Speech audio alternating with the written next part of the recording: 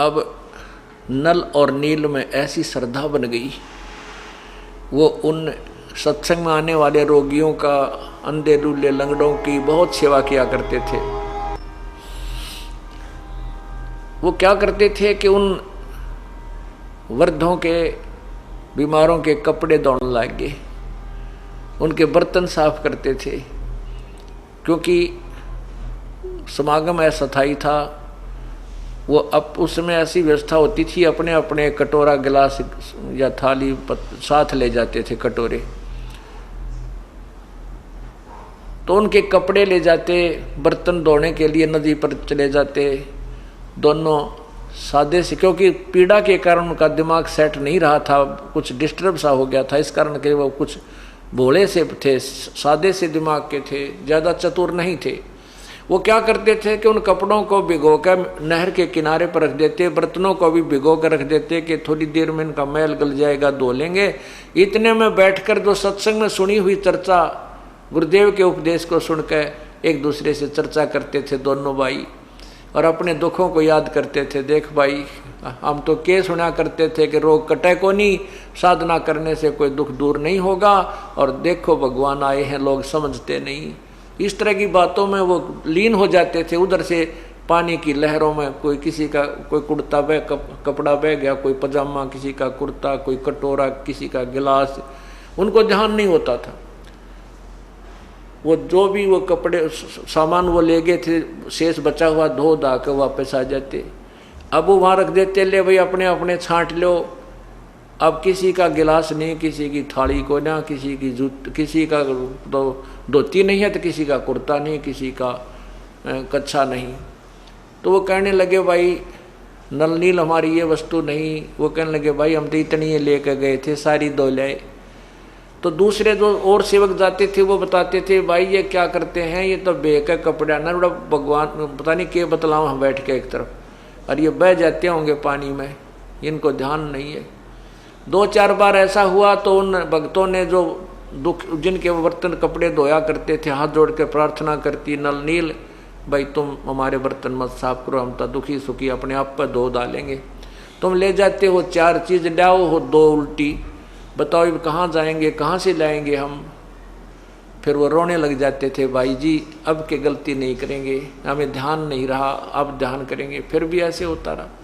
अंत में उन भक्तों ने गुरुदेव से, परमात्मा से, मुनिंदर जी से शिकायत कर दी कि गुरु जी ये आप अपने चेले जो आपके भक्त हैं, ये हैं तो बहुत ही अच्छी आत्मा के, परंतु ये ऐसी ऐसी स्थिति आ गई। इनको मना करते हैं तो ये रोने लग जाते हैं, हमें दुख होता है, कहीं हमें पाप ना लग जाए इनकी आत्मा दुखाने से।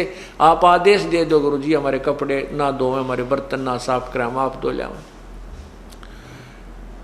इतनी बात सुनकर नल नील वहीं खड़े थे, गुरुदेव के चरणों में गिर गए, मुनिंदर जी के। कहा है गुरुदेव, दोनों कान पकड़कर माफी मांगते हैं, क्षमा याचना करते हैं, प्रभु आगे से गलती नहीं करेंगे।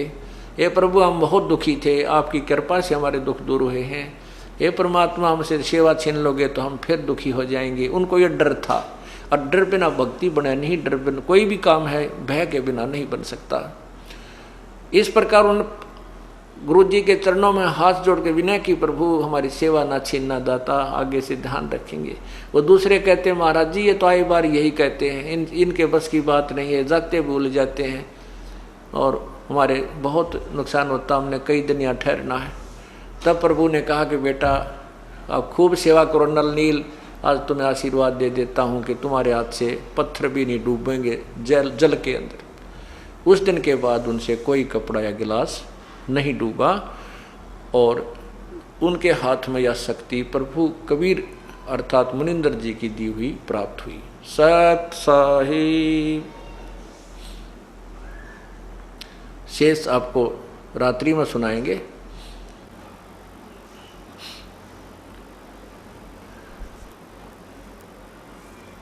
जैसा कि आपने सुबह के सत्संग में सुना था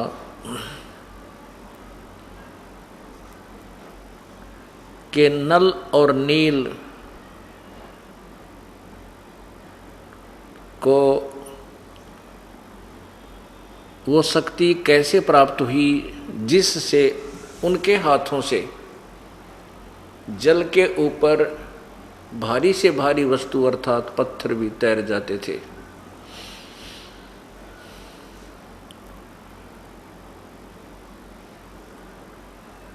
परमेश्वर चारों युगों में आते हैं। उनका वास्तविक नाम कबीर देव है। कबीर देव, हम उसे कबीर साहब कहते हैं। कबीर साहब, कबीर साहब का अर्थ है, साहब माने भगवान, प्रभु, स्वामी, अल्लाह, खुदा, गॉड, राम, रब। साहब, साहिब कहो, साहिब कहो, साहब कहो, ये शर्फ ये केवल एक उच्चारण का अंतर होता है। ये साहिब राम, खुदा, अल्लाह, गॉड, रब, राम, ये सब शक्ति बोधक शब्द हैं।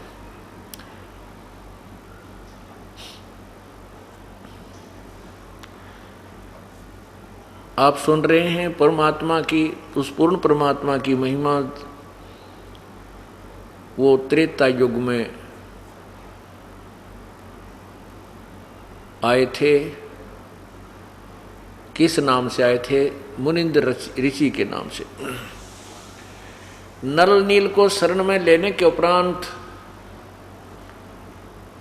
मुनिंद्र ऋषि के रूप में परमेश्वर जगह जगह जाकर के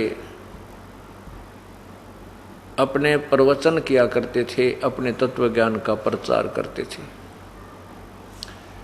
इसी क्रम के अनुसार एक दिन श्रीलंका, जहाँ का राजा रावण था, उसमें परमेश्वर चले गए। श्रीलंका के अंदर एक चंद्र विजय नाम का भाट था। उसके पुत्र वधू, पौत्र पौत्री, ये कुल मिलाकर 16 सदस्य थे। परमेश्वर सुबह के समय चंद्र विजय भाट के घर के थोड़ी सी दूरी पर एक वृक्ष के नीचे विराजमान हो गए, एक साधु के रूप में, ऋषि के रूप में।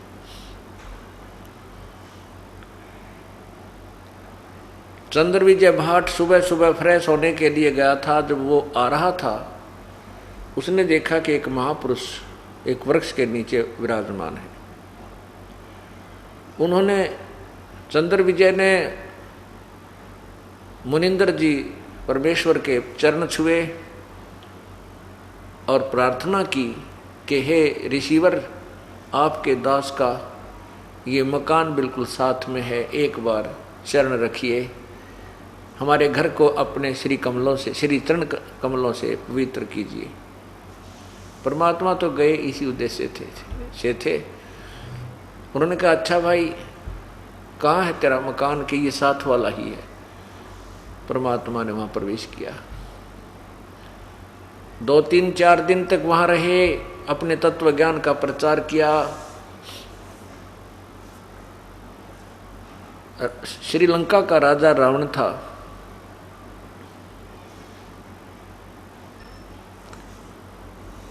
अपने तत्व ज्ञान का प्रचार करने लगे, सत्संग किया।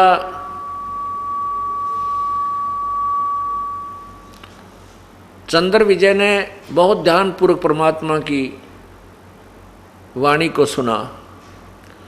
श्रीलंका का राजा रावण भगवान शिव का उपासक था। तमोगुण भगवान श्री शिव का उपासक रावण था, जिस कारण से पूरी नगरी भी भगवान शिव की ही उपासक थी। इसीलिए चंद्र विजय को तत्व ज्ञान एक बार तो गले नहीं उतरा, बार बार, बहुत बार प्रश्न किए। परमात्मा ने प्रमाणों सहित वो ज्ञान दिया।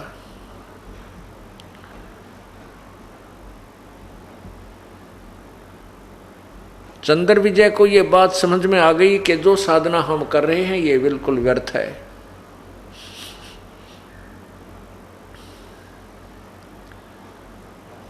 तत्व ज्ञान को समझकर चंद्र विजय ने उपदेश ग्रहण किया।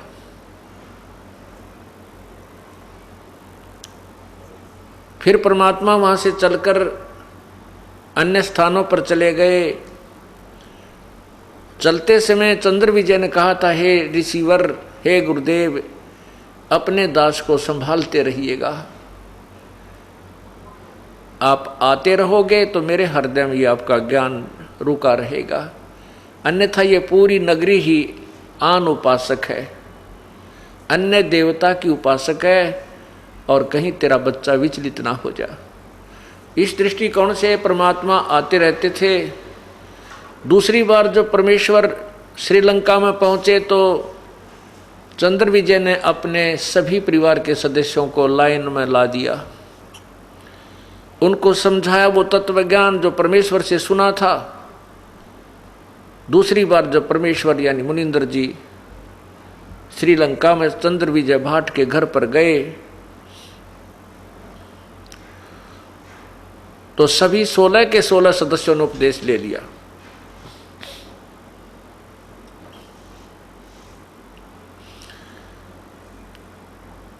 अब चंद्र विजय भाट जो है राजा रावण के घर में, राजा रावण के दरबार में जाता था, और भाट लोग राजाओं की महिमा के चुटकुले सुनाया करते थे, उनके भजन बना करके गाया करते थे, जिससे राजा लोग प्रसन्न हो करके उन्हें कुछ मेहनताना दिया करते थे।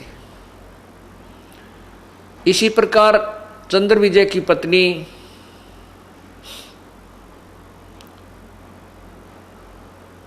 मंदोदरी रानी के पास जाती थी, उसको ऐसे ही अच्छे बुरे चुटकुले सुना करके हंसाया करती थी, प्रसन्न किया करती थी, और जिस कारण से उसको भी कुछ मेहनताना मिल जाता था।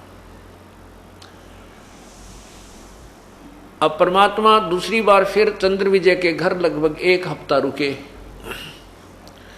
सभी सदस्यों ने और चंद्र विजय की रानी करमवती ने भी, चंद्र विजय की पत्नी करमवती ने भी बहुत ही ध्यानपूर्वक तत्व ज्ञान को समझा, सृष्टि रचना को घोट लिया। अब पहले तो मंदोदरी के पास जाकर के वो करमवती ऐसे ही बेहुदे श्लोक सुनाया करती थी, अच्छे बुंडे चुटकुले सुनाया करती थी, रानी को हंसाया करती थी। अब वो करमवती मंदोदरी को ये अमृत ज्ञान सुनाने लगी, सृष्टि रचना सुनाने लगी, परमात्मा के द्वारा बोली वो अमृत वाणी सुनाने लगी, जो आत्मा का आहार है, आत्मा को जो खींचती है, जो परमात्मा की वाणी है, बोली है। कुछ दिनों के बाद मंदोदरी रानी को बड़ा इंटरेस्ट आने लगा और वो कहने लगी, है करमवती,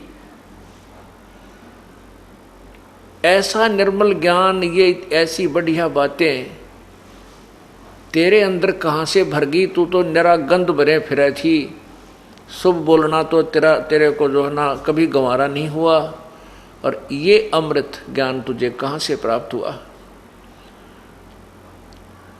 करमवती ने कहा कि हे रानी, हमारे भगवान आते, हमारे गुरुदेव आते हैं, उन्होंने हमारे को ये अमृत ज्ञान सुनाया है, और वो पूर्ण परमात्मा है, सारी सृष्टि के रचनहार हैं। पूरी कहानी सुनाई कि 3 गुणों की भक्ति में ये भूल रहा संसार, कह कबीर निज नाम बिना भाई कैसे उतरे पार। अब मंदोदरी ने कहा कि करमवती, अब के तेरे गुरुदेव आवे तो मेरे पास बुला कर लाना। अब मंदोदरी रानी और करमवती एक नौकरानी। अब नौकरानी ये नहीं कह सकती कि मैं बुलाकर नहीं ला सकती अपने गुरुदेव को।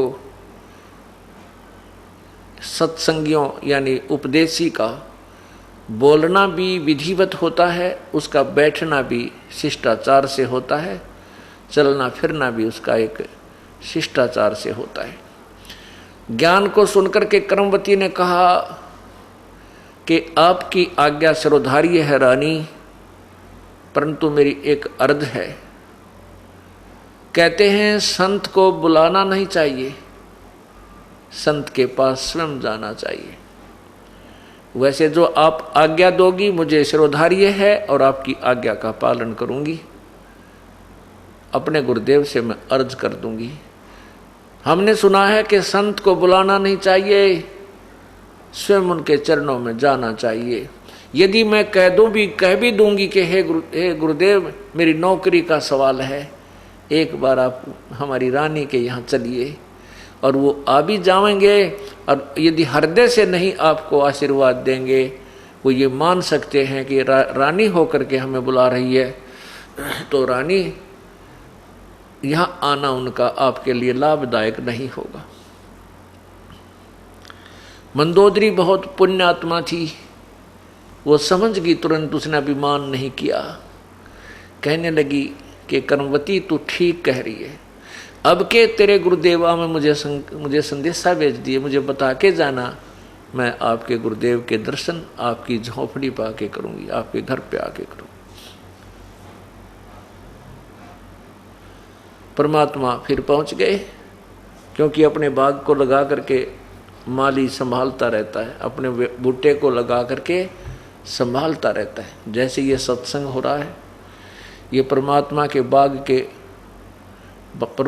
बाग में ये बूटे दास ने लगाए हैं, तो ये सत्संग रूपी अमृत जल से सींचा जा रहा है।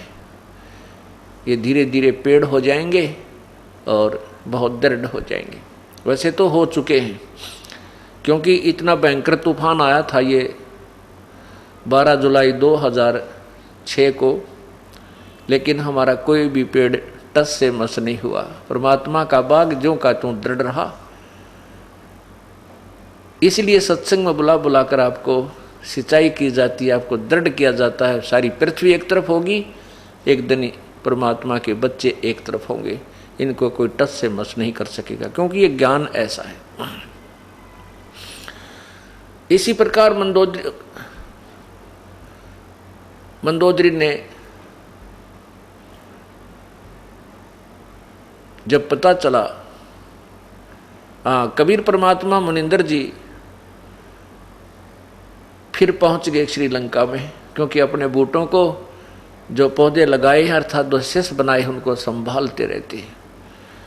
उसी उद्देश्य से प्रभु आ गए, तो करमवती चंद्र विजय की पत्नी ने अपने राजा की रानी से, मंदोदरी से जाकर कहा कि हे रानी, गुरुदेव आ चुके हैं। मंदोदरी तुरंत ही वहाँ पहुँच गई और परमात्मा के चरणों में शीश रखा। अभिमान नहीं किया कि मैं रानी हूँ और एक साधारण से व्यक्ति एक ऋषि के आगे मत्था टेकूंगी। पुण्यात्मा में ये लक्षण होते हैं, उसके बस की बात नहीं होती। उसके पिछले पुण्य इतनी कमाई होती है, उसके अंदर इतनी कीमत होती है, वह स्वतः झुक जाती है।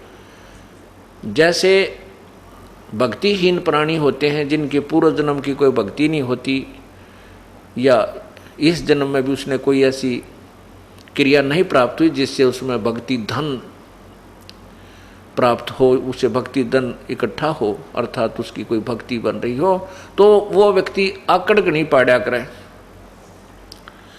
वो झुकता नहीं, वो अभिमानी होता है। ऊंट की तरह ऊपर ने गर्दन करके चलेगा, नु चौड़ी टांग धरेगा। ऐसा जब तक तो हो सकता है पुण्यात्मा को ज्ञान ना हो, तो अनजानपने में कोई भी ऐसे अभिमान कर सकता है, कोई भी इस प्रकार की क्रिया कर सकता है। जब ज्ञान हो जाता है फिर उस पुण्यात्मा में वो प्रक्रिया नहीं रहती, वो सीधा एक सभ्य व्यक्ति की तरह चलता है, सभ्य व्यक्ति की तरह व्यवहार करता है, और उसके अंदर एक इतना गुण आ जाता है कि वो परमात्मा के दरबार में झुके बिना नहीं रह सकता। ये उसकी जैसे सरसों होती है, जब तक सरसों की फली कच्ची होती है उसकी कीमत नहीं बनती, उसमें दाना नहीं बनता, तो ऊपर को खड़ी रहती है ऐसे। और जितनी भी वो परिपक्व होती जाती है उसमें सरसों का दाना बन जाता है, उसमें वजन बन जाता है, उसकी वैल्यू बन जाती है, कीमती बन जाती है, तो वो झुकना शुरू कर देती है और अंत में इतनी झुक जाती है कि जमीन को छूने को हो जाती है। उसमें उसकी कीमत बन गई, सरसों के दाने उसमें भर गए फलियों में, वो कीमती बन गई।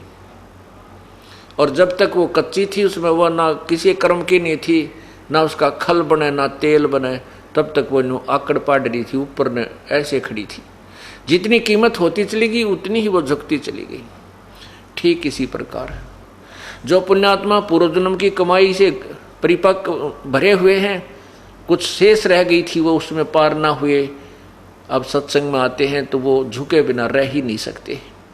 उनका स्वभाव, हम तो पत्थर के सामने प्रणाम किया करते थे, 2 ईंट लगा करके माता बना रखी होती जिस पर कुत्ते मुत्या करते, हम उस पर भी नमस्कार किया करते थे, क्योंकि हमारे अंदर वो गुण था, हमारे अंदर वो कीमत थी, भगवान का धन था, वो हमें झुकाए बिना छोड़ता नहीं था।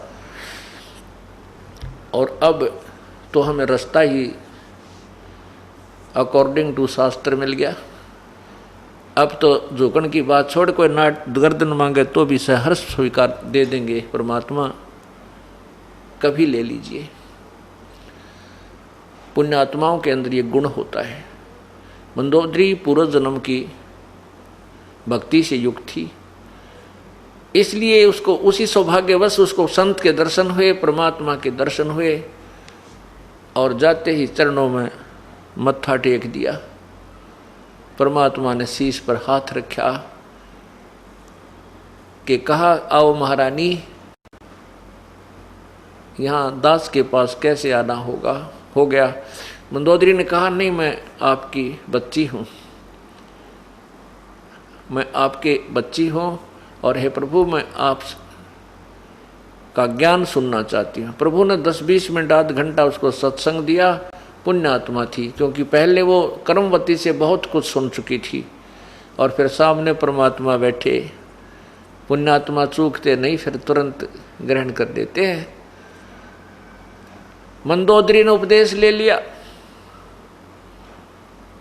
उपदेश लेने के बाद वो फिर जो ज्ञान परमात्मा से सुना था, कर्मवती से सुना था, परमात्मा द्वारा बताया हुआ, उसको स्वयं भी ग्रहण कर लिया।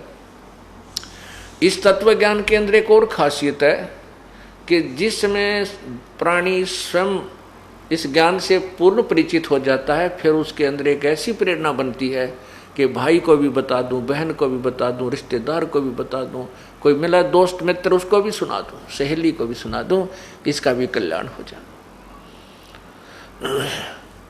इसी दृष्टिकोण से मंदोदरी ने अपने देवर विभीषण से ये तत्व ज्ञान सुनाया। विभीषण ने कहा कि मंदोदरी, आप तो डांडी मारगी, आप अकेली नाम ले आई, मुझे क्यों नहीं बताया आपने, मैं भी परमात्मा के दर्शन करता और उपदेश ले लेता। मंदोदरी ने कहा कि फिर कभी प्रभु आएंगे तो मैं अवश्य आपको बताऊंगी। परमात्मा ने फिर जाना ही था। जाते ही विभीषण ने कोई आनाकानी नहीं करी और चरणों में शीश रख दिया, परमेश्वर के उपदेश ले लिया। अब कुछ दिनों के उपरांत मंदोदरी के मन में आया कि मेरे पति रावण भी यदि परमात्मा की शरण में आ जाएं तो इनका कल्याण हो जाएगा। अब प्रभु ने जो ज्ञान दिया था मंदोदरी रावण को बताने लगी। रावण बहुत नाराज हो गया, कहने लगा तू बैकाली किसी ने, और भगवान शिव से ऊपर कोई शक्ति नहीं है। मैंने भगवान शिव की भक्ति की और अपने यहाँ से धड़ काट के उसके ऊपर चढ़ा दिए, उसको समर्पण कर दिए। उन्होंने मुझे वापस शीश दे दिया, मुझे सोने की लंका बख्श दी। मैं आज सिद्धि युक्त हूँ, आकाश में उड़ जाता हूँ, मेरे पास ये पावर है। पागल तू किस चक्कर में पड़गी? किसने बहका लिया तेरे को? मेरे को ये शिक्षा देने की आवश्यकता नहीं है मंदोदरी। मैं भगवान शिव से अतिरिक्त किसी को नहीं मानता, ना मानूंगा। अब यह परमात्मा उदाहरण देते हैं कि एक कोयल पक्षी होता है, कोयल, और कोयल जो मादा है वो अलग से घोंसला बना करके अंडे नहीं देती, बच्चे नहीं उत्पन्न करती, क्योंकि कौवे जो होते हैं वो कौवे और कौवी उस कोयल के अंडों को खा जाते हैं, वो उनको सफल नहीं होने देते, उनमें से बच्चे उत्पन्न नहीं होने देते। तो कोयल क्या फार्मूला अपनाती है? मादा कोयल जब अंडे दे देती है किसी घोंसले में, और जिस समय वो कहीं चुगने जाती है मादा कौवी, तो पीछे से वो मादा कोयल उस कौवे वाले घोंसले में जहाँ पहले 2 अंडे दे रखे होते हैं, अपने अंडे उस समय उत्पन्न कर जाती है। अब वो कौवी आती है, वो देखती है 4 अंडे हैं, वो पहचान नहीं पाती मेरे कौन से हैं दूसरे के कौन से। इस दृष्टिकोण से वो चारों को ही से देती है, चारों को ही वो सफल कर लेती है, उसमें से बच्चे निकल जाते हैं।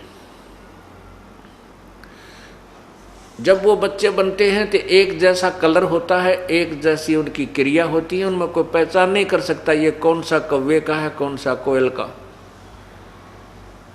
अब कोयल देखती रहती है, दूर बैठकर वृक्ष की टहनी पर देखती रहती है कि मेरे बच्चे उड़ने लग गए कि नहीं, और पहचान कोयल को भी नहीं होती कि मेरे कौन से हैं कौवे के कौन से।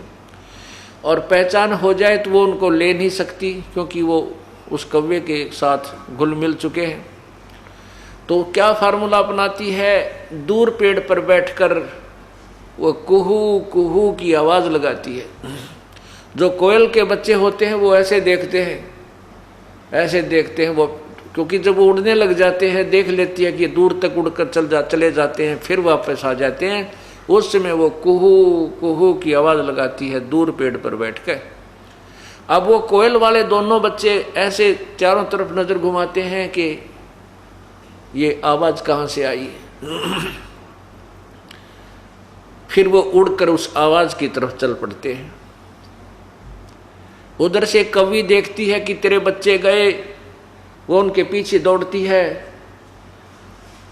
वो काफ़ी दूर वो कोयल फिर उड़कर आगे चली जाती है, कुहू कुहू करने लग जाती है। कोयल के बच्चे फिर आगे उड़ जाते हैं, अपनी माँ के बोली की तरफ भाग लेते, उड़ जाते। अब वो कौवी सोचती है कि ये तो गए, कहीं बच्चे भी ना चले जाएं, वो वापस आ जाती है और कोयल अपने बच्चों को साथ लेकर चली जाती है। पुण्यात्माओं, परमेश्वर ने अपनी पुण्यात्माओं को, जो पहले किसी समय में, किसी सतयुग त्रेता द्वापर कलयुग में परमात्मा की भक्ति से जो परिपक्व हुए हैं, उनको इसी काल के लोकों में जो केवल ब्रह्म की साधना करने वाले, आन उपासना करने वालों के ही घोंसलों में, उन्हीं के घरों में जन्म दे दिया। और अपनी अमृतवाणी की बोली को फिर बोला। जो परमात्मा के बच्चे हैं वो तो तुरंत समझ जाते हैं, जो पूर्व जन्म की कमाई जिनके साथ है, कभी परमेश्वर के चरणों में जो पुण्यात्मा रही हैं, वो तो तुरंत समझ जाती हैं और तुरंत ही नाम ग्रहण करके अपनी क्रियाएं शुरू कर देती हैं। एक घर में 4 सदस्य हैं, दोनों नाम ले लिया, 2 कति नहीं मानते, चाहे कितना समझा दे, विरोध करते, तो समझ लेना कि वो कोयल के बच्चे नहीं हैं, वो पिछले जन्म में कभी भक्ति प्रभु की नहीं कर पाए। इसी प्रकार परमात्मा कहते हैं, हमारी बोली बोल है सो देसी मारा। हमारी बोली वो लह माने पहचान है, जो देसी मारा, जो हमारे देश में जाने योग्य, यानी उसकी प्रक्रिया प्रारंभ हो चुकी है, वही हमारे इस वाणी को, हमारे उद्देश्य को समझ सकता है।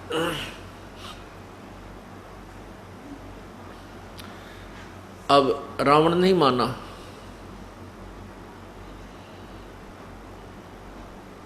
एक दिन कुछ समय उपरांत रावण ने एक और उत्पन्न कर दिया। भगवान श्री राम को वनवास मिला हुआ था, वनवास से सीता को रावण ने अपहरण कर लिया। अपहरण करके लंका में नौलखा बाग में लाके रोक दिया, छुपा दिया। वहां उसको अपनी पत्नी बनने के लिए परेशान किया जाने लगा, लेकिन सीता ने उसकी बात को नहीं स्वीकारा। रावण ने बहुत यातनाएं दी। एक दिन परमात्मा फिर चले गए लंका के अंदर। मंदोदरी ने भगवान से कहा, मुनिंदर जी से कहा कि हे गुरुवर, हे प्रभु, आपकी बेटी को एक बहुत ही भयंकर दुख हो गया है। परमात्मा ने पूछा, क्या कष्ट आ गया बेटी?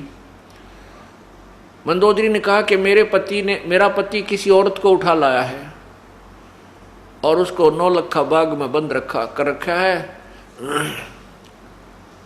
वो उसको पत्नी बनाना चाहता है। हे प्रभु, आप किसी प्रकार इसको समझा दो, यो गलत काम ना करे और आपके चरणों में आ जावे। परमात्मा ने कहा, बेटी, ये जो औरत है, जिस स्त्री को ये उठा के लाया है, ये साधारण स्त्री नहीं है। ये लक्ष्मी का अवतार है और रामचंद्र जी जो हैं ये विष्णु अवतार हैं। रावण ने तो अपने पैर पर कुहाड़ा मार लिया। बेटी इसने कह दे कि तुरंत इसको वापस दे आवे। सीता को वापस देकर अपनी भूल को स्वीकार कर ले, क्षमा याचना कर ले। संत दयालु होते हैं, श्री राम बहुत दयालु हैं, वो माफ कर देंगे। मंदोदरी ने बहुत समझाया लेकिन रावण नहीं माना। रावण कहने लगा, तू मुझे क्या डराती है? मैं 2 मस्करे जंगल में फिरते हैं, तू उनको भगवान कहती है। मैंने 33 करोड़ देवताओं को बांध कर अपनी कैद में डाल रखा है। और मेरे पुत्र मेघनाद ने देवताओं के राजा इंद्र के साथ युद्ध करके उसको पराजित करके उसकी पुत्री के साथ विवाह कर रखा है।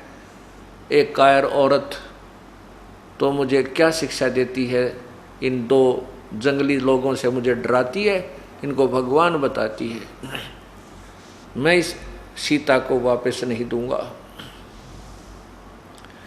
मंदोदरी ने परमात्मा से कहा, हे परमेश्वर, मेरे पति देव को एक बार आप अपने मुख से समझा दो। यदि वो नहीं मानेगा तो फिर मैं विधवा भी हो जाऊंगी, मुझे दुख नहीं होगा। परमात्मा ने कहा, बेटी ठीक है, जाता हूं, बाकी इसकी बुद्धि विनाश काल होने से विपरीत हो चुकी है। अब परमात्मा मुनिंदर जी रावण के राज दरबार के सामने खड़े हो गए। पहरेदारों से कहा कि भाई मुझे राजा से मिलना है, मेरा संदेशा भिजवा दो।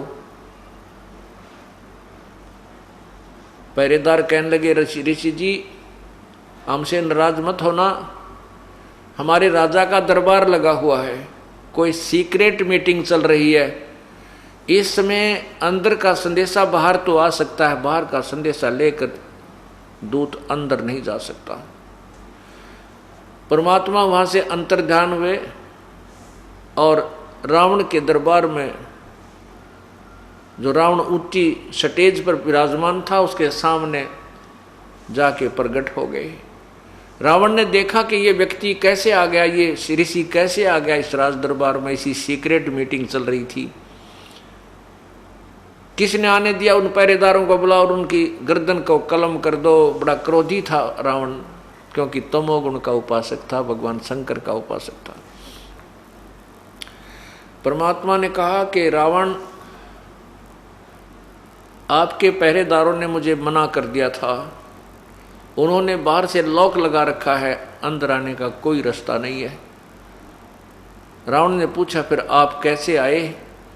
प्रभु ने कहा कि मैं ऐसे आया, अंतर्ध्यान हो गए, अदृश्य हो गई और फिर प्रकट हो गई, कि मैं वहां से अंतर्ध्यान होकर तेरे दरबार के अंदर प्रकट हो गया, मैं ऐसे आ गया। अब रावण ने देखा कि तो कोई संत है, सिद्धि युक्त है, शक्ति है, इसमें कुछ थोड़ा सा नरम हुआ। बोला कि क्या काम आया है, बता मुझे। परमात्मा ने कहा कि रावण, जिस देवी को तू उठा लाया है ये आम स्त्री नहीं है, ये लक्ष्मी का अवतार है। श्री राम विष्णु रूप, जो श्री राम जी आए हुए हैं विष्णु ही समझो, और इस सीता को वापस देकर अपने जीवन की भीख मांग ले। रावण एकदम क्रोधित हो गया और ऊंची स्टेज से जंप लगाया, नीचे कूद गया, तलवार निकाल ली। बहुत तगड़ा योद्धा था। तलवार निकालकर गुस्से में जाकर के भगवान के यानी मुनिंदर जी की गर्दन को काटने के लिए ऐसे तलवार का वार किया, अटैक किया उस कृपाणते। परमात्मा पहले एक झाड़ू की सीख हाथ में लिए हुए थे, झाड़ू की सीख, उस सीख को उसकी तलवार के सामने ऐसे कर दिया और रावण ने ऐसे क्रोधित होकर के 70 बार अंधाधुंध क्रोध में 70 बार ऐसे कटाए कट 70 बार किए, 70 बार अटैक किया, लेकिन उस सीख को निशान भी नहीं हुआ और रावण का पसीने आगे बाजू दुखने लगी। तो परमात्मा ने कहा, देख नालायक, इस निशान के, इस सीख के निशान भी नहीं है तेरी तलवार का, आंख खोल ले। अब रावण समझ गया कि तो भाई कोई अपरंपार शक्ति है, पर यह अभिमान बहुत बुरी चीज है, जीव को ठिकाना नहीं आने देता। वो वापस जाकर के अपने उस बैठ करके सिंहासन पर कहने लगा, ऋषि जी तू जा चाहे ना जा, मैं तेरी बात ने कति स्वीकार नहीं करूं। परमात्मा बोला, ना स्वीकार करे तो कुएं में पड़े। मैं यूँ चला भाई, वापस आ गए। अब कहते हैं विनाश काले विप्रता बुद्धि, कोई अच्छा ज्ञान दे तो भी कड़वा लगता है, चाहे भगवान क्यों ना आ जा।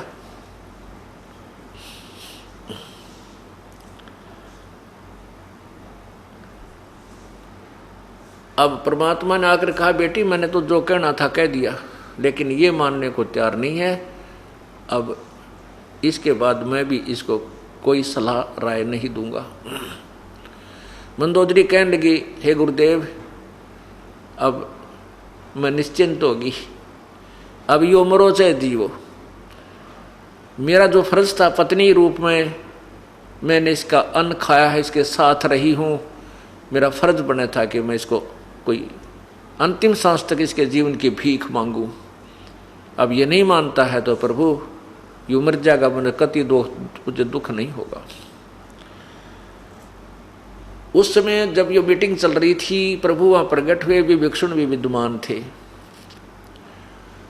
विभीषण ने आकर मंदोदरी से बताया कि आज तो गुरुदेव मार दिए होते भाई ने, लेकिन ये तो अपरंपार शक्ति है, उनके सीख को भी कोई निशान नहीं पड़ा और रावण ने 70 बार अटैक किया, तब फिट्टे मुंह होकर वापस जा बैठा।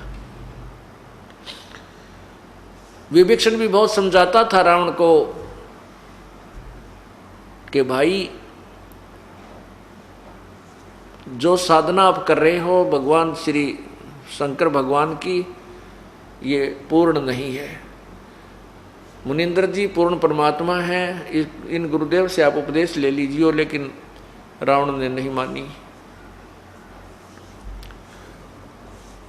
और अपनी लंका का नाश करा लिया। अब उधर से क्या होता है कि सीता जी की खोज शुरू हुई। भाई कौन ले गया, कहाँ गई, ऐसे ढूंढते ढूंढते बहुत समय उपरांत हनुमान जी की ड्यूटी लगाई कि तू श्रीलंका में देख कर आ।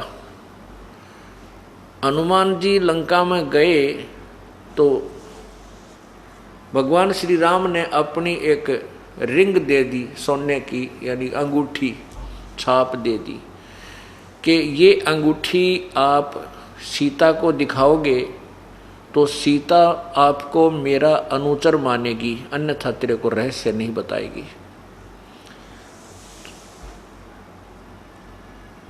अब हनुमान जी ने आकाश मार्ग से जाकर के लंका में आप लंका में विराजमान हुए, लंका में के उस नौलखा बाग में पहुंचे।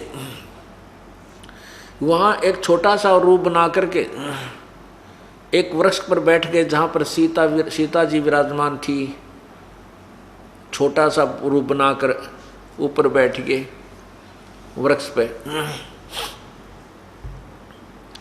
उधर से रावण आया, सीता को बहुत डराया कि तू मान ले मेरी बात को, तू राज करेगी, तुझे अलग से एक महल बना कर दे दूंगा, ये कर दूंगा। सीता कहने लगी ये गर्दन जा सकती है, अन्यायी तेरे सामने जब तक इसमें श्वास है समर्पण नहीं कर सकती।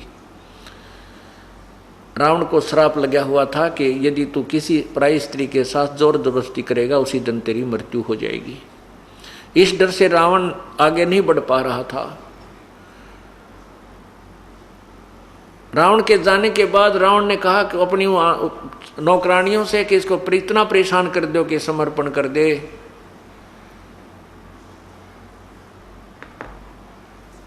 उसके बाद उन नौकरानियों ने भी सीता को बहुत तंग किया। हनुमान जी सब दृश्य देखते रहे। फिर उनको ये दृढ़ विश्वास हो गया कि यही सीता है। तब उसने ऊपर से, हनुमान जी ने ऊपर से वो छाप डाली, अंगूठी डाली। अब सीता जी ने देखा ये तो श्री राम की, मेरे पति की अंगूठी है। ऊपर देखा तो एक वानर बैठा है। अब सीता जी को विश्वास हो गया कि तेरे पति को जंगली जानवरों ने खा लिया। अरे इस बंदर का हाथ अंगूठी लागी, उठाए फिर था यो यहाँ गिर गई। श्री राम मर चुका है। तब उसने ऊपर की तरफ कहा, रे वानर तने तो और जख्म के ऊपर नमक डाल दिया। मैं पहले बहुत दुखी थी, अरियो संदेशा और ले आया कि तू श्री राम मर गया। तो वानर नीचे उतरे, हनुमान जी नीचे उतरे, अपना ओरिजिनल रूप बनाया और कहा, माता श्री राम नहीं मरे हैं, मैं उनका दूत हूँ, मेरा नाम हनुमान है और मैं ही उनकी अंगूठी लेकर के आया हूँ। उन्होंने कहा था कि छाप आप दिखाओगे तो सीता आपको स्वीकार करेगी कि तू मेरा दूत है। तब सीता जी ने कहा, रे निकम्मे मैं तो डरा दी थी तने, यू के करया। कहने लगे, माता जी मेरे को श्री राम ने आपको लवा लाने के लिए भेजा है, आप मेरे साथ चलो, बैठो मेरे कंधे पर, अभी माता जी को परले पार छोड़ दूंगा। सीता बोली, भाई नो ना चालूँ मैं, जब तक इस दुष्ट का अंत नहीं होगा इतना मैं यहाँ से नहीं जाऊंगी। ढंग से चालूंगी मैं, ऐसे नहीं जाऊंगी, मरूं चाहे जीऊं मैं। अब हनुमान जी भी मान गए, भाई बात तो ठीक है, सबक भी इसको सिखाना चाहिए। तो हनुमान जी ने कहा, माता जी मुझे भूख लगी है। सीता बोली, भाई इस बाग में तोड़ के भी फल मत खा लिए, हनुमान ने मेरी पिटाई होगी। मुझे इतना विवश किया हुआ है कि मैं तोड़ के फल नहीं खा सकती। कोई अपने आप गिर जाए तो इन तोतों का पक्षियों का झूठा या वैसा उसको मैं खा सकती हूँ, और भाई तोड़ के फल मत खाइए हनुमान। यहाँ जो पड़ा उसने खा लिए, भाई चाहे भूखा रही है चाहे प्यासा। हनुमान जी को बड़ा दुख हुआ, क्रोध आया कि देख कितनी दुखी कर रखी है हमारी माता को। फिर तो पहलवान था कि डटा डटे था, पहले तो खूब फल खाए, नो एक बार पकड़े खूब तोड़ तोड़ के फल खाए। नौकरों ने आकर फिर कुछ खाए, कुछ तोड़ ताड़ के वो फल वो वृक्ष तोड़ के गिर दिए, कुछ पकड़ पकड़ के वृक्ष पाड़ कर समुद्र में फेंक दिया, उधमस तार दिया। अब नौकर आए वह गढ़ दिए। वह रावण के पास गए तो रावण सेना लेकर आए, उसका बेटा गढ़ दिया और खूब सोने की वलंका वलंका भी जला जड़ू के तो वापस आ गए। वापस आते समय सीता जी ने कहा कि हनुमान ये मेरा कंगन ले जा, सोने का कंगन, ये कड़ा पहना करती हैं बहनें, और सोने का कंगन ले जा, इस कंगन को दिखाएगा तो हनुमान श्री राम तुझ पर हनुमान विश्वास करेगा, नहीं तो तेरे पर विश्वास नहीं करेगा कि तू मेरी खोज करके आया। क्योंकि यहाँ तुमने यहाँ पर सेना भी लानी है, युद्ध भी करना है, जब तक दृढ़ विश्वास श्री राम को नहीं होगा वो यहाँ नहीं पहुँचेंगे। हनुमान जी ने वो कंगन हाथ में ले लिया और वहाँ से वापस छलांग लगाई, एक पर्वत के ऊपर आकर के रुका। सुबह का समय हो गया। अब सुबह का समय था, हनुमान जी फ्रेश फ्रूश होकर के आया, फिर सोचा अब स्नान कर लूं इस तालाब में। अब जो कंगन हाथ में लिए हुए था हनुमान जी, उसको इतना इम्पोर्टेंट था उनके लिए, हनुमान जी के लिए, कि ये गुम हो गया तो श्री राम विश्वास नहीं करेगा और मेरी बात पर अविश्वास हो जाएगा। इसलिए उसने एक पत्थर की टुकड़ी पर वो कंगन रख दिया। स्नान करने के लिए जो ही तालाब में प्रवेश किया, एक नज़र जैसे सर्प की मणि पर होती है, ऐसे हनुमान जी की एक दृष्टि उस कंगन के ऊपर थी। इतने में एक वानर आया, उस बंदर ने वो कंगन उठाया और भाग लिया। हनुमान जी भी बिना नहाए नुए उसका पीछे भाग लिया, ताकि वो निकम्मा उठा ले गया और इसने यदि समुद्र में फेंक दिया तो मेरी सारी कमाई खत्म होगी, मेरा तो सभी प्रयत्न मेरा व्यर्थ जाएगा। अब और तेजी से दौड़ा तो वानर ने एक ऋषि के आश्रम में प्रवेश किया। वहाँ एक घड़ा रखा था मटका, उस घड़े में वो कंगन डाल दिया और आगे को भाग गया। जब हनुमान जी ने देखा कि वानर ने वो कंगन मटके में डाल दिया तो सुख सांस ली कि मटके में तो मैं आप उठा लूंगा, अब कहीं नहीं जाता। धीरे धीरे फिर उस मटके के पास, घड़े के पास गया। जाकर देखा तो वो घड़ा उन कंगनों से भरा था, एक जैसे, सेम टू सेम। अब उस हनुमान जी ने देखा तो नरे कंगन, इसमें तो बहुत ही कंगन है। सामने देखा तो एक ऋषि बैठे थे। अब हनुमान जी ने जाकर के उस ऋषि को प्रणाम किया। वो ऋषि कौन थे? मुनिंद्र जी थे। वही परमात्मा कहते हैं, सोचल छिद्र मैं करूं अपने जन के काज। परमेश्वर ने वो लीला की, एक आश्रम बनाया, उसमें एक घड़ा बनाया, वहाँ एक सुंदर तालाब बनाया जहाँ पर हनुमान जी नहाना चाहते थे। एक सुंदर बाग बनाया जहाँ पर फलदार वृक्ष लगे हुए थे। ऋषि को प्रणाम किया तो ऋषि जी ने कहा कि हनुमान आओ, बजरंग बली आओ, महावीर, आहार करो, फल खाओ। हनुमान जी बोला, ऋषि जी मुझे तो कुछ भी अच्छा नहीं लग रहा, पहले मेरी समस्या का समाधान कीजिए। मुनिंद्र जी ने पूछा क्या समस्या आ गई आपके ऊपर, बताइए। हनुमान जी ने कहा कि ऋषि जी, भगवान श्री राम को वनवास हुआ है और सीता जी को लंका के राजा रावण ने उठा लिया है, अपहरण कर लिया है। मैं उसकी खोज करके आया हूं। मुनिंद्र जी कहने लगे, भाई कौन राम, किस राम की, कौन से नंबर के राम की बात कर रहा है तू? कौन राम है, कौन से नंबर की सीता है? अब हनुमान जी कहने लगे, ऋषि जी आप कौन सी दुनिया में रहते हो? सब जगह तो हाहाकार मचा हुआ है कि श्री राम को वनवास हो गया है और सीता का अपहरण हो गया है। परमात्मा यही पूछना चाह रहे हैं। परमात्मा ने कहा, मैं यही पूछना चाह रहा हूँ, भाई कौन से नंबर का राम है यू?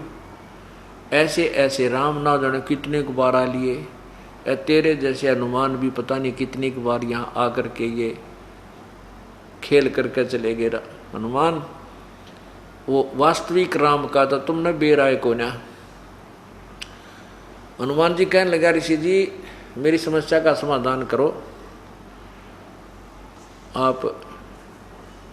मैं आपकी बात को नहीं सुनना चाहता, आप जो ऊट पटांग बातें श्री रामचंद्र जी के बारे में कह रहे हो। परमात्मा बोले, भी ना करना चाहता तो जाओ। अब हनुमान जी कहने लगे, मैं जाऊं कैसे? मैं सीता जी की खोज करके आया हूं, उन माता जी ने कंगन मुझे दिया था, उस कंगन को वानर ने आपके मटके में डाल दिया। ऋषि जी बोले, फिर डाल दिया तो ले जा अपने ने। हनुमान जी कहने लगा, भगवान उसमें तो एक जैसे बहुत ही घने कंगन पड़े हैं, ये क्या माजरा है, ये क्या रहस्य है? मुनिंद्र जी कहने लगे यही रहस्य तो समझाऊं था तो सुनने तैयार को नहीं, आप सुनना नहीं चाहते, मैं यही बताना चाहता था कि युग के क्या क्या माजरा है, क्या रहस्य है। तब परमात्मा ने कहा भाई पूर्ण परमात्मा कोई और है, मैं उसी का संदेश वाहक बनकर आया हूं। जिसको तुम राम मानते हो ये नासवान है, और ऐसे ऐसे ना जाने 30 करोड़ राम आ करके चले गए, और ये जो मटका भरा है ना, मैं यहीं बैठा हूं भाई। एक लीला करनी थी मालिक ने, और तेरे जैसे हनुमान प्रत्येक बार जब भी ये त्रेता युग आता है ऐसे ही एक राम आता है और ऐसे ही एक हनुमान बनकर आता है, एक आत्मा। और ऐसे ही वो कंगन लेकर आता है और इस मटके में डाल जाता है, गिन के देख ले भाई। तो हनुमान जी ने कहा कि ऋषि जी यदि मैं आपकी बात को सत्य मानूं तो एक शंका और उत्पन्न होती है कि जो कंगन लेकर हनुमान आता होगा वो कंगन लेकर भी जाता होगा। परमात्मा ने कहा हाँ बिल्कुल ठीक बोला, इस मटके में मेरी कृपा से एक ऐसी शक्ति है कि इसमें जो भी वस्तु डाल दी जाती है वो उसका फोटो स्टेट बना देता है, एज इट इज एक और बना देता है, एक की दो बनाता है। ऋषि जी ने एक कटोरी उठा करके हनुमान जी के सामने उस मटके में डाल दी, एक की ऐसी कटोरी एक और बन के साथ में रखी गई। उठाकर देखा, देख है कोई पहचान इनमें अक नहीं। तो इसी प्रकार इसमें एक शक्ति है, एक कंगन ले जा कोई उठा करके और दिखा मिला लिए उस सीता जी के दूसरे कंगन तक। हनुमान जी ने तब तो जल्दी गनी थी, वो कंगन उठा लिया जो सोच कर भी ऋषि जी कह रहे और कोई चारा भी नहीं है, और उठा कर कंगन चल पड़ा बिना कुछ खाए पिए।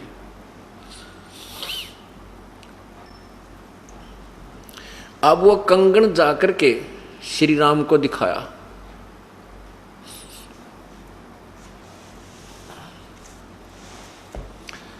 उस कंगन को श्री राम को दिखाया तो श्री राम ने तुरंत पहचान लिया कि तो सीता जी का है।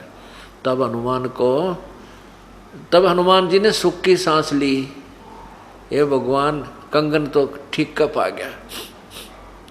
अब श्री राम जी ने पूछा, श्री राम जी ने ये सोचा कि यदि सीता जी ने रावण के साथ कंप्रोमाइज कर लिया होगा तो मैं सेना नहीं चढ़ाऊंगा, फिर लाकर करूंगा क्या, क्यों दुनिया के लाल मराए। और यदि उसने रावण के साथ कंप्रोमाइज नहीं किया होगा तो हम युद्ध करके सीता को उठा लाएंगे, छुटवा के। इस दृष्टिकोण से हनुमान जी से बाईपास बात करने लगा, हेरा फेरी सी करके पूछने लगे। श्री राम जी हनुमान जी को एक तरफ ले गए, आजा मेरे प्यारे संत जी बताओ आपने भोजन कहाँ खाए भाई लंका में, रावण के घर खिला के लाई होगी सीता तुझे। सीता जी ने भाई वस्त्र तो बहुत सुंदर पहन रखे होंगे, गहने गहने भी अच्छे लगा रखे होंगे। तब हनुमान जी कहता है, हे रघुवर, हे श्री रामचंद्र जी, मैंने सीता जी से कहा था माता मुझे भूख लगी है। सीता जी ने कहा भाई बेटा हनुमान, मेरे को यहाँ पर फल तोड़ कर भी खाने का अधिकार नहीं है इस बाग के अंदर, और भाई तू भी मत छेड़िए, नहीं तो भी मत तोड़ कर खाना, नहीं तो मुझे पीठ डालेंगे। भाई कोई नीचे गिरा पड़ा होता फल खा लेना। वो किसकी सीता जी कहाँ मुझे भोजन करा के लाया थी श्री राम जी। तो फिर मैंने क्या किया कि सारा तो उसका बाग पाड़ दिया और सारे वृक्ष तोड़ डाले, 9 लखे बाग को कति उजाड़ दिया और तोड़ फोड़ कर उन्हें समुद्र में फेंक आया। मुझे बड़ा गुस्सा आया। अब श्री राम ने पूछा कि सीता रावण के पास जाती होगी। तब उसने सारी कहानी बताई कि मैं वृक्ष के ऊपर बैठ गया था श्री राम जी, और रावण आया था। रावण ने बहुत बुरी भली कही सारा कुछ लालच दिया, लेकिन सीता जी ने कहा कि ये शरीर श्री राम के लिए है, तेरे जैसे पशु के लिए नहीं है, और ये शीश जा सकता है, मैं समर्पण नहीं करूँगी।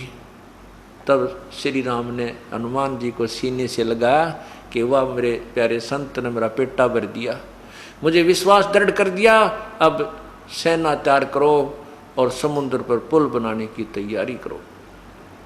अब सबसे बड़ी समस्या ये आ गई कि समुद्र पर पुल कैसे बने। श्री रामचंद्र जी ने समुद्र में घुटनों पानी में खड़ा होकर के सागर से, समुद्र से याचना की कि हे समुद्र देव, मुझे रास्ता दे दे, मेरे ऊपर बहुत भयंकर आपत्ति आई हुई है, मेरी पत्नी को रावण ने उठा लिया है, उसको बहुत तंग कर रहा है और मुझे सेना पार करनी है, तू हट जा थोड़ा सा बीच तय। अब 3 दिन तक ये प्रार्थना करते रहे, ना खाया ना पिया, लेकिन समुद्र टस से मस नहीं हुआ।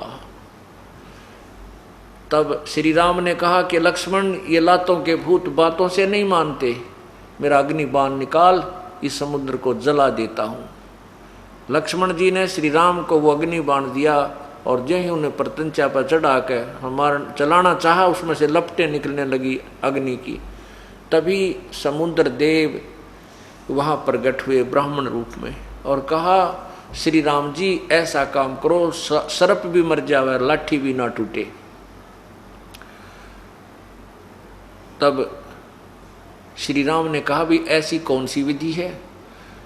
समुद्र ने कहा, समुद्र देव ने कहा कि आपकी सेना में नल और नील नाम के 2 सैनिक हैं। आपके सैनिक अर्थात आपके सहयोग में आए हुए, क्योंकि उस समय ये सभी आसपास सब सिलसिला हो गया था कि ये हो रहा है, वो हो रहा है, काफ़ी समय तक ढूंढ रहे थे।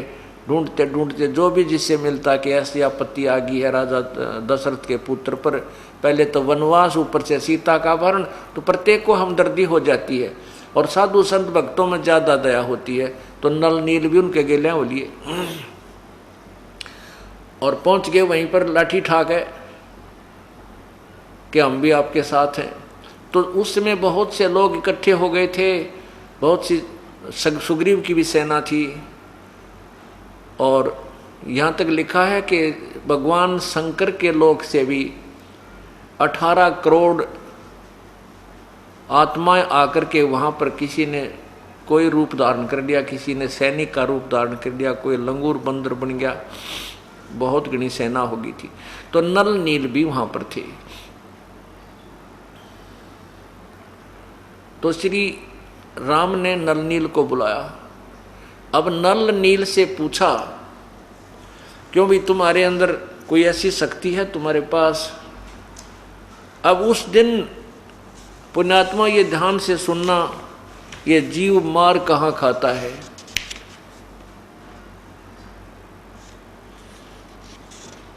अब नल नील ने सोचा, आज तुम्हारी महिमा प्रभुता बनेगी। आज श्री राम भी फेल हो लिए, हनुमान भी फेल, अंगद भी फेल और सुग्रीव भी फेल। आज तुम्हारी महिमा बनेगी, तुम्हारे हाथ में पावर है और पत्थर तर जाएंगे। तो श्री राम ने कहा, क्यों भी तुम्हारे हाथ में कोई ऐसी शक्ति है? तब नल नील ने कहा कि हाँ जी,